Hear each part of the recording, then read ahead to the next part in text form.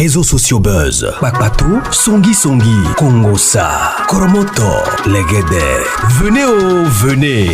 Venez vous informer en temps réel. Écoutez les critiques, les analyses avec Maman Buzz sur réseaux sociaux buzz. Ici, pas de critiques stériles, ni tête ni queue, pas de polémique.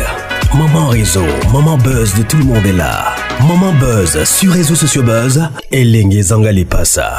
Le goût qui n'a pas de concurrent. Le dehors est risqué. Il y a des pédophiles, mais qui veulent avoir des enfants. Tellement que ces forces-là de pédophilie n'arrivent pas à distinguer c'est mon enfant, c'est pas mon enfant. Cette histoire, c'est pour toutes les mamans. Les mamans qui, des fois, divorcent et laissent leurs enfants avec leur papa. Garçon ou fille, j'aurais préféré que quand tu divorces, maman, va avec ton enfant. Il y a des circonstances où tu regardes, tu sais, tu dis, de toute façon, c'est son père. Si tu peux même partir avec les filles, ça pourra quand même aider. Cette histoire m'a traumatisée. Je l'ai suivie sur une chaîne sur YouTube, mais ce n'était pas entière. Comme Maman Buzz n'aime pas vous apporter des histoires à moitié, je suis partie, j'ai fait mes enquêtes sur TikTok. J'ai trouvé la version entière. C'est l'histoire d'une jeune fille que son père a commencé à le violer depuis ses 17 ans. Et au début de ses 19 ans, elle a commencé à aimer l'acte. Parce que quand son père a commencé à le violer, elle résistait. La fille, ses parents ont divorcé depuis ses 14 ans. Et son père qui avait la garde. Tellement que son père avait sa garde, son père lui a envoyé à l'internat. Son père habitait la France et tous ses frères sont en France. Seulement, elle était la seule à rester au pays. Et elle était à l'internat. Son père faisait en sorte qu'au moment des vacances, qu'il se retrouve au pays pour rester avec elle. Et depuis ses 17 ans, son père mougoussait avec elle. Et à l'âge de 19 ans, elle a commencé à aimer ça. Mais c'est fait que, quand elle a obtenu son bac, son père l'a amenée en Europe, en France, où elle est restée avec ses autres frères et elle. Mais aussitôt arrivée en France, elle a remarqué qu'elle ne voyait plus ses menstrues. À ses 20 ans, son père lui a fait avorter.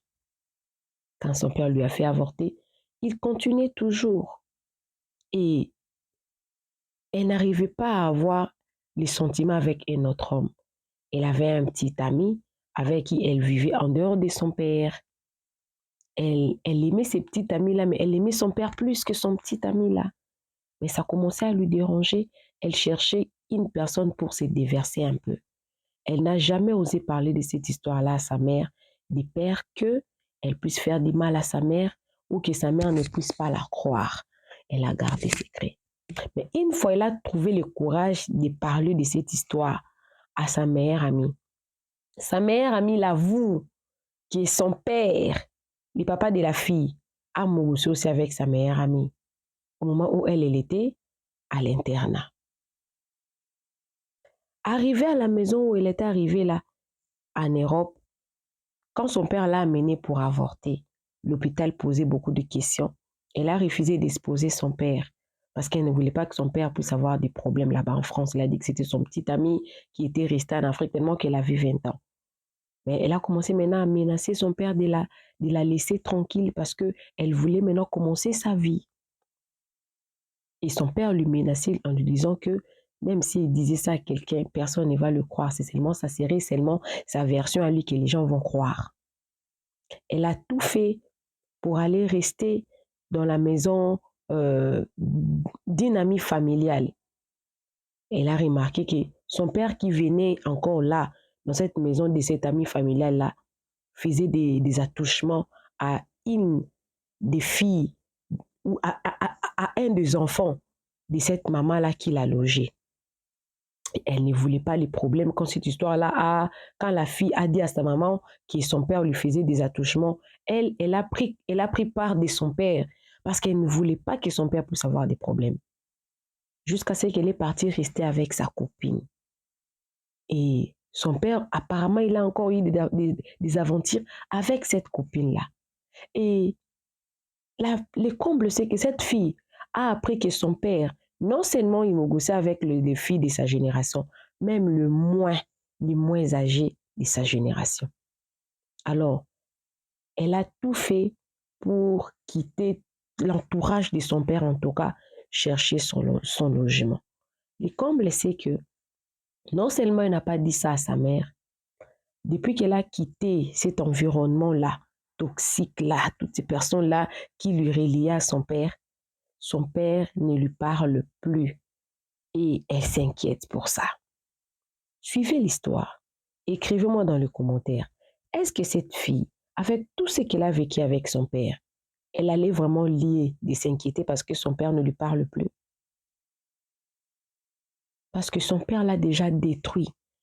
Sa vie ne sera plus la même. Vous pouvez même écouter sa voix. Comment est-ce qu'elle est en train de raconter son histoire? Sa voix est en train de trembler. Le problème, c'est que, à part le coach et son ami, elle n'a jamais raconté cette histoire à personne. Et le coach même l'a supplié de parler de ça à sa mère. Elle a peur que sa mère ne puisse pas la croire ou faire du mal à sa maman. Vous, les papas et les mamans buzz, écrivez-moi dans les commentaires. Qu'est-ce que vous voulez que cette femme fasse? Qu'elle fasse quoi face à cette situation-là? Elle est déjà loin de son père, mais elle a ces sentiments-là. Pourquoi son père ne lui parle pas? Est-ce que son père a un pouvoir spirituel sur elle? Beaucoup de gens disaient dans les commentaires qu'il est des francs-maçons, il est des sciences occultes, parce que c'est pas normal. Il y a des pervers comme ça, qui ne sont pas dans des loges, qui ne sont pas dans des sectes. Ils sont comme ça, leurs sentiments les amènent à faire ça. Ils sont diaboliques, c'est comme ça. Il n'y a rien de normal qui l'explique. Il est seulement envoûté. Les pédophiles, ils sont comme ça. Ils sont comme ça. C'est que la nature est tellement très bizarre que c'est très compliqué de comprendre certaines situations. Je vais vous laisser la vidéo. On va suivre ensemble. Vidéo risquée. Les combles, je dis toujours que quand vous divorcez, les mamans surtout, partez avec vos enfants.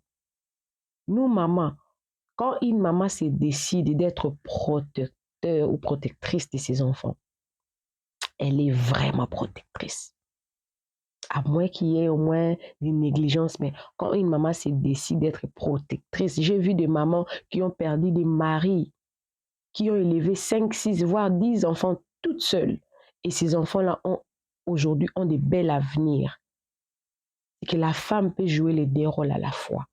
Mais c'est parfois difficile à un homme de jouer les deux rôles à la fois. Suivez la vidéo. Appelez-moi Maman Réseau. Appelez-moi Maman Buzz. Toutes ces histoires-là, j'amène ici chez Réseaux sociaux Buzz pour vous montrer combien ce monde est tellement poreux. Soyez prudents. Restez vigilants. Protégez vos enfants. Vous qui aimez laisser vos enfants aller jouer chez les amis. Les papas de vos amis peuvent aussi être comme ça, faire des attouchements à vos enfants. Veillez sur vos enfants. Faites en sorte que là où vous êtes, que vos enfants soient là. La prière, oui, mais la prudence exige énorme. Et la prudence est d'exigence au jour d'aujourd'hui. Suivez la vidéo. Je suis une jeune fille de 24 ans et de mes 17 ans jusqu'à mes 20 ans, mon père, il crée avec moi. Ma petite, j'espère que tu n'es pas en train de mentir. Le truc, c'est que je ne vis pas avec ma mère. C'est lui qui a ma garde depuis quand j'avais 14 ans. Donc, Attends, ma petite. Donc, je t'écoute, tu dis quoi? Depuis que j'ai 17 ans jusqu'à mes 20 ans, mon père, il a gré avec moi. Du coup, je ne vis pas avec ma petite, j'espère que tu n'es pas en train de mentir. Non, coach, je ne mens pas. Non, parce que là, on n'est pas dans le dessin animé. Hein. J'espère que ce que tu es en train de dire est vrai. Hein. Je ne suis pas en train de mentir et si vous voulez, je vais vous envoyer des preuves après. Donc, j'étais en Afrique. Je suis venue en France quand j'avais déjà 20 ans. J'étais en Afrique et tout. Donc, je ne vivais pas avec ma mère, je vivais avec lui. Lui, il vivait en France ici. Mes frères et soeurs, ils sont nés en France ici. Et il venait chaque vacances. Peut-être quand je suis en vacances, il venait et tout. Et je pense que c'était comme de la manipulation. J'étais encore enfant, je ne savais pas je ne connaissais pas encore garçon. Donc, c'est lui qui a ouvert, en fait. C'est avec lui, ça s'est passé pour la première fois. Et jusqu'à maintenant, je me suis plus remise. Je pense que ça fait que j'ai peur des hommes aujourd'hui. Je n'arrive plus à être vraiment stable dans une relation. Même quand je suis avec un homme et tout, je ne suis plus stable. Et la dernière fois, ce qui s'est passé, c'est ce qui me fait peur. Et c'est ça que je vais vous expliquer maintenant. C'est que je suis allée rencontrer un de mes tontons avec qui je parlais. Donc, je ne pouvais pas lui expliquer. De toute façon, je n'ai jamais dit ça à quelqu'un. Même à ma propre mère, je n'ai jamais dit ça parce que je sais qu'elle va très mal le prendre et je ne sais pas ce qui pourra suivre. Mais je sais que dans ma famille, il y a des gens qui soupçonnent ça beaucoup. Donc, quand on est arrivé en France, moi, j'avais un petit copain en Afrique avant de venir en France. Donc, quand on est arrivé en France, je lui ai interdit de ne plus me toucher. Je ne voulais plus qu'il me touche et tout. Donc, il est devenu très agressif avec moi. Il n'est plus comme avant il n'était plus comme avant avec moi.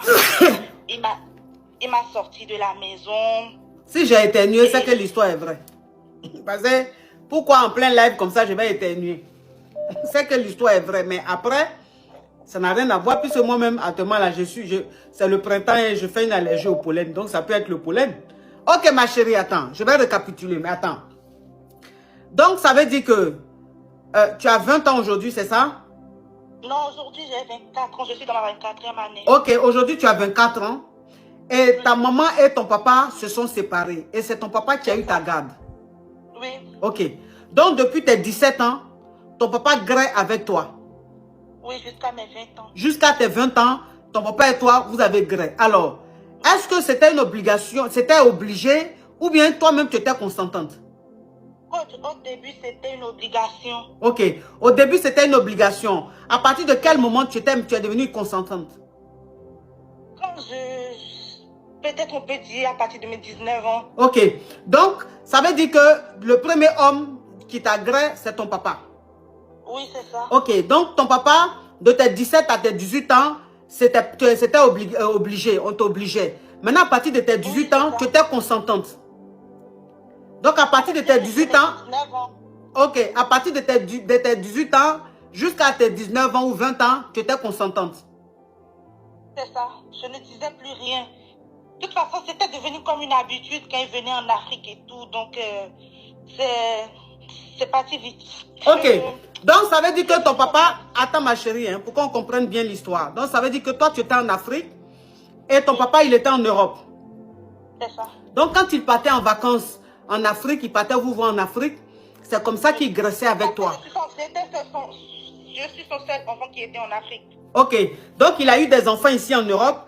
Tu es son seul enfant tu étais son seul enfant, tu es son seul enfant qui était encore en Afrique.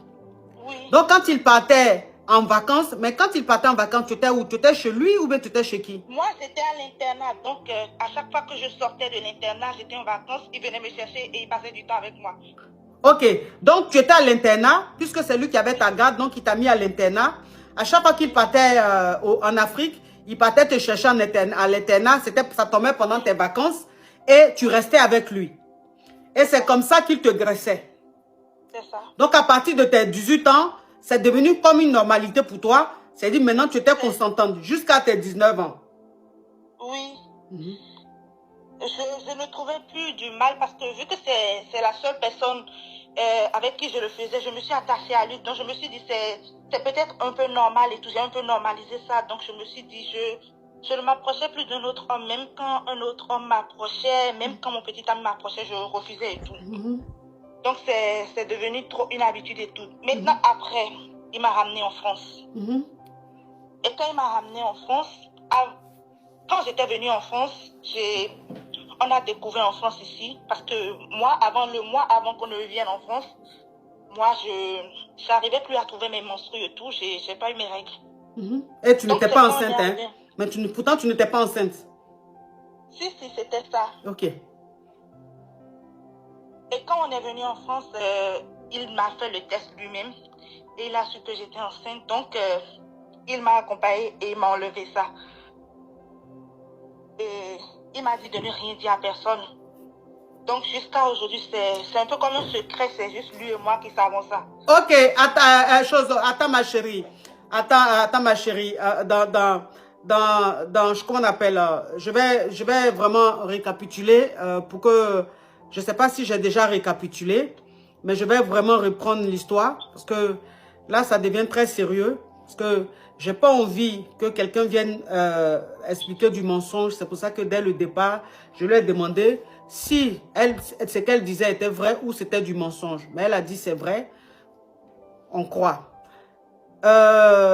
Donc ton papa qui s'est séparé de ta maman et toi tu étais son seul enfant qui vivait en Afrique. Donc ton papa t'a mis à l'internat et pendant tes vacances, il partait te chercher à l'internat et tu restais avec lui. Donc de tes 17 ans à tes 18 ans, il t'obligeait à gré avec toi. À partir de 18 ans, tu pensais que c'était devenu une normalité. J'ai dit consentant tout à l'heure parce que en fait le choc a fait, j'ai dit ce mot, mais je reviens sur le mot, c'est pas consentant parce que tu étais mineure, tu n'étais pas consentante, c'est juste que ton cerveau pensait que c'était quelque chose de normal. Voilà, donc je rectifie sur ce côté-là. Et à partir de 18 ans, en fait, c'est devenu une normalité pour toi. À partir de 18 ans, c'est devenu une normalité pour toi. Et jusqu'à tes 20 ans, et ton papa a fait tes papiers et tu l'as rejoint ici en France. Quand tu es revenu ici en France, tu n'avais plus tes menstrues. Et ton papa t'a emmené faire le test. Et quand vous avez fait le test, tu as vu que tu étais enceinte. C'est ça. Ok. On t'écoute, ma chérie. Donc, quand j'ai vu que j'étais enceinte, il m'a accompagnée à l'hôpital et tout. Et on a enlevé ça. Donc, quelques mois après, à l'hôpital, déjà, ils m'ont demandé c'est qui l'auteur de la grossesse et tout. Et ils m'ont posé des questions un peu intimes. Donc, je ne pouvais pas, parce que c'était en France ici, je ne pouvais pas dire que c'était lui, sinon ça allait lui créer des problèmes. Donc, j'ai menti à l'hôpital que c'était en Afrique et tout. J'ai raconté des mensonges et tout. Comme quoi, j'avais un petit ami en Afrique et tout. Et que ça s'est passé là-bas avant que je ne vienne. Donc, que même mon petit ami n'était pas au courant avant que j'arrive en France. Et après ça, après l'avortement, quand je me suis sentie bien et tout, il a continué à gréer encore avec moi. Donc, à un moment donné, ça me fatiguait et tout. J'ai dit, bah, stop en fait, stop. Parce que donc, ça veut dire que, attends ma chérie, ça veut dire que quand ton papa t'a fait venir ici en Europe et que tu étais enceinte, vous êtes parti, qu'il a su que tu étais enceinte, il a fait que ça a été enlevé on ne va pas dire les mots parce qu'on est sur TikTok. Et quand tu vivais chez ton papa, est-ce que vous étiez seul à la maison ou ton papa est marié ici? Le truc, c'est qu'il était marié ici, mais ses autres enfants sont avec leur mère parce qu'ils ont divorcé. Donc, c'est la maman qui a leur garde. D'accord. Donc, ça veut dire que tes autres frères et sœurs qui sont ici en France sont restés avec leur maman parce que elle n'est plus avec ton papa. C'est ça. Ok. Donc, quand tu es venu ici en France chez ton papa avait une autre femme, mais avec qui il n'avait pas eu d'enfant. Hein? Il n'avait pas de femme. Ok. Donc, quand tu es... Donc, on vivait tous les deux seuls. Ok. Donc, quand tu as rejoint ton papa ici, il avait divorcé avec la mère de tes frères et sœurs. Donc, vous étiez seulement... ces enfants-là étaient avec leur maman. Donc, tu es resté seulement avec ton papa à la maison. Vous étiez deux. Oui. C'est ça. Donc, avec le temps, on a eu des problèmes et tout. Vu que moi, j'ai refusé, à chaque fois, il me dit oui, de toute façon. Je lui ai dit, bah, je suis fatiguée, si tu ne veux pas arrêter. Moi, je vais appeler ma grand-mère, elle est encore vivante. Donc, je lui menaçais, je disais, sa mère quoi. Je lui disais, oui, je vais appeler ma grand-mère, je vais tout lui raconter. Je vais raconter ça à tout le monde et tout. Je vais dire la vérité, que c'est comme ça, tu me fais ci, tu me fais ça. Il me dit, oui, de toute façon, même quand tu vas dire ça, personne ne va te croire. Tout le monde va croire en ma parole, personne ne va te croire quand toi, tu vas parler. Je lui ai dit, mais de toute façon, moi, je ne veux plus rien avoir avec toi et tout. Je ne veux plus que tu me touches, je ne veux plus avoir de lien. Quand j'avais un petit ami, il avait le code de mon téléphone, il avait tout. Donc, quand j'avais quelqu'un dans ma vie, forcément, il faisait tout pour détruire la relation. Forcément, il faisait tout pour éloigner cette personne de moi. Donc, avec le temps, mon petit ami m'a rejoint en France. Il est venu en France. Non, elle n'est pas... Attends, ma chérie. Attends, ma chérie, s'il te plaît. Faut pas... Là, je sens que ta voix, tu as une voix tremblante. Ça veut dire que tu es en train de vivre ce que tu es en train de dire. Quand quelqu'un est en train de dire la vérité, ça se voit, ça se sent. Elle a une voix tremblante, elle a une voix qui est beaucoup émue. Ça veut dire que la petite, elle est en train de dire la vérité. Et c'est un peu comme une thérapie, ce qu'elle est en train de faire. Donc, ma puce, il ne faut pas stresser, il ne faut pas être pressé. Prends ton temps, explique calmement. J'ai le temps, je suis très patiente. Prends ton temps et explique-nous jusqu'à la fin. Sois pas stressé. Tu as compris? Et sache qu'on ne te juge pas. Personne ne te juge. Si tu es peut-être en train de regarder, t'occupe pas des commentaires qui sont en train de te juger. Personne ne te juge. Tout ce que tu as fait là, tu n'as pas fait exprès. Tu as été manipulé. Donc, prends ton temps et on t'écoute, ma fille. Tu as compris? Oui, ma coach. Ok. Donc, après tout ça, je lui ai dit oui, j'allais parler aux gens et tout, de ma famille. J'allais quand même me confier à quelqu'un. De toute façon, c'est une épouse. Je ne pouvais rien dire à quelqu'un de ma famille parce que quand j'allais dire ça, ça allait retomber sur moi. Personne n'allait me croire. Donc, j'avais aussi peur que personne me croie dans la famille. J'avais une meilleure amie et tout, à qui je me confiais beaucoup. Donc, j'étais obligée de l'appeler un jour et de tout lui dire. Et elle m'a dit oui. Ma meilleure amie me disait comme ça que c'est comme ça il a gré avec elle aussi. Et que elle voulait me dire, mais elle ne savait pas comment me dire. Je me suis dit à quel moment. Elle m'a dit oui, une fois quand tu étais partie à l'internat et tout, j'étais restée avec lui. Je me suis dit, mais comment tu as fait pour rester seule dans la maison avec lui et tout? Au moment où moi je suis allée à l'internat. Donc ça veut dire que quand il partait, quand tu étais à l'internat en Afrique, qu'il partait, un jour ta meilleure amie est restée à la maison avec ton papa, il a gré. Ça. Et c'est pas ma seule copine qui l'a gré apparemment. Toutes mes copines qui venaient à la maison, ils faisaient ça avec toutes mes copines. Moi, je ne savais même pas. Il y en a qui étaient consentantes et d'autres non. Donc moi, je ne pouvais pas savoir. Je sais qu'il peut faire des choses, mais moi, je ne pouvais pas savoir qu'il pouvait gré comme ça. Et quand c'est même pas ça le pire. Le pire, c'est qu'après, j'ai découvert qu'il gré avec les petites qui n'ont même pas mon âge.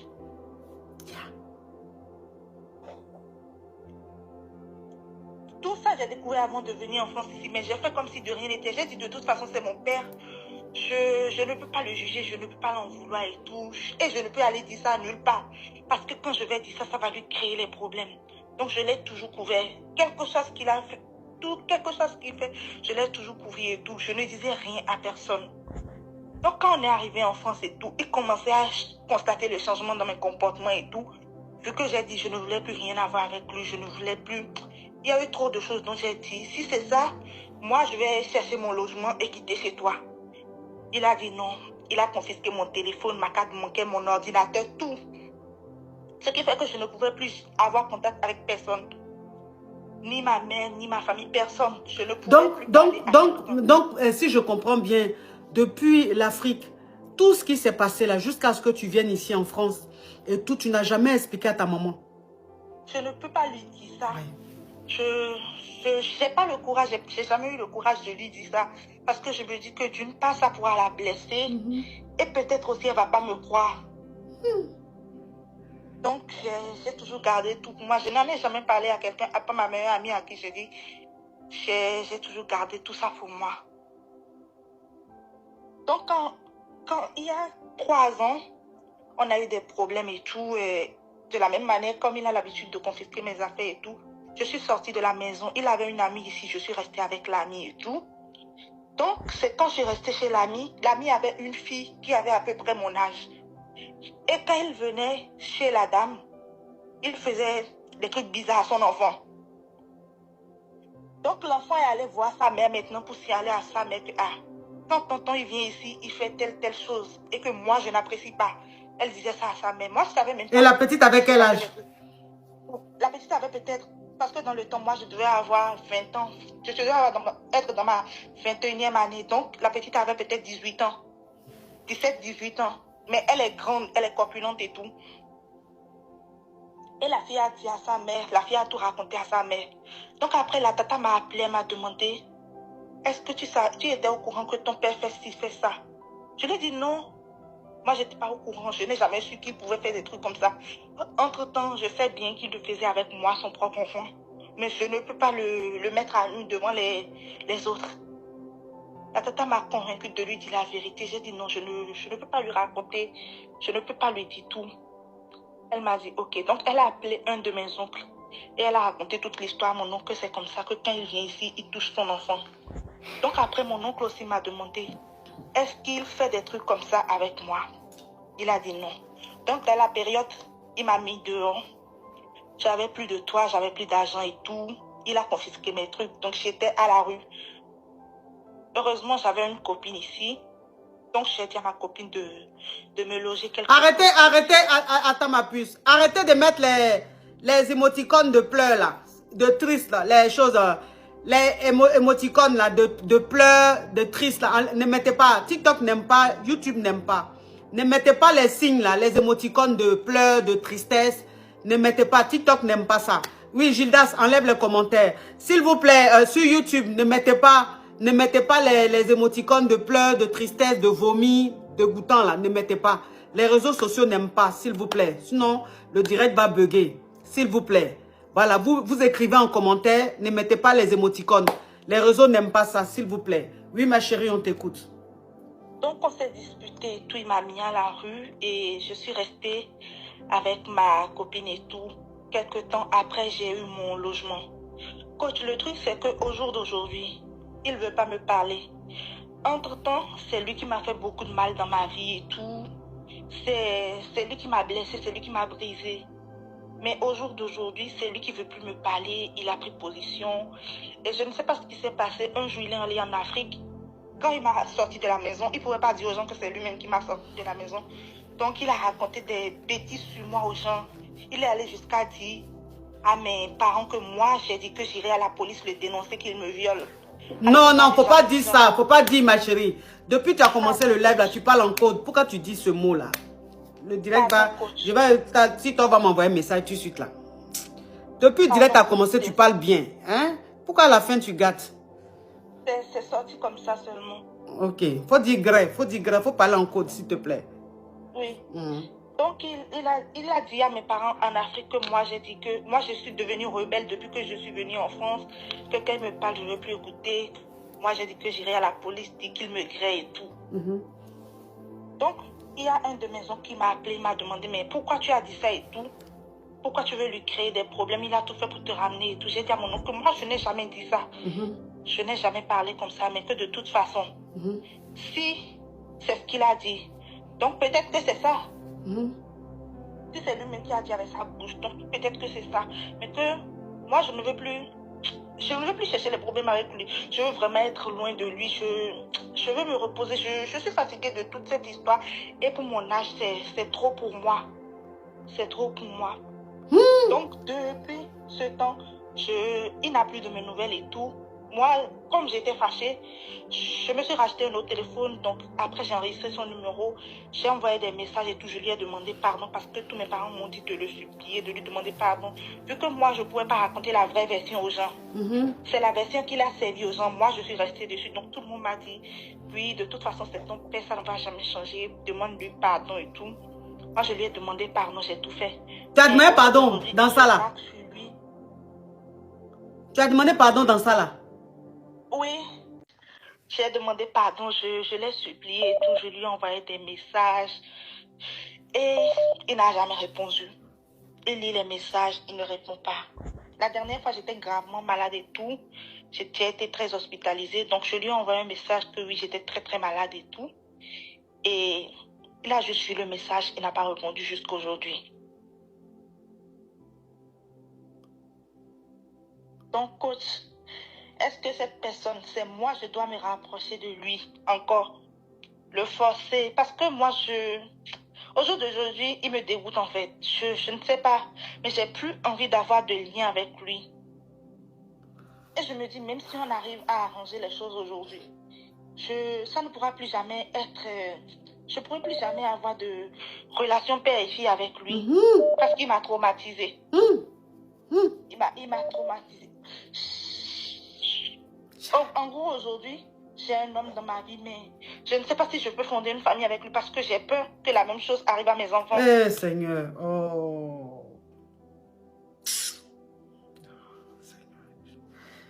Hey.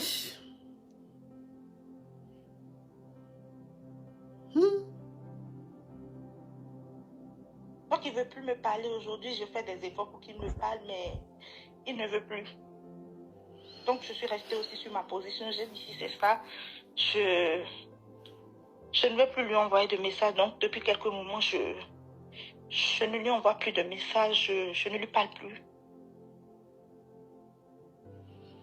Mais qui t'a dit d'aller demander pardon à ton papa là? Qui t'a dit ça?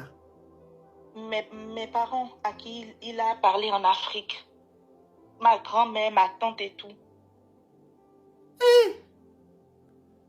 Ah non, ah non, ah non, ah non. Ce qui veut dire que ma petite, depuis tes 17 ans jusqu'à aujourd'hui, tu n'as pas dit à expliquer à quelqu'un tout ce qui s'est passé. Tout ça là, c'est dans ton cœur. Personne ne sait. Ma seule meilleure amie à qui je voulais me confier aussi, parce que je trouvais que elle au moins pourra me comprendre sans me juger et tout. Elle aussi, ils ont gré. Donc c'est compliqué.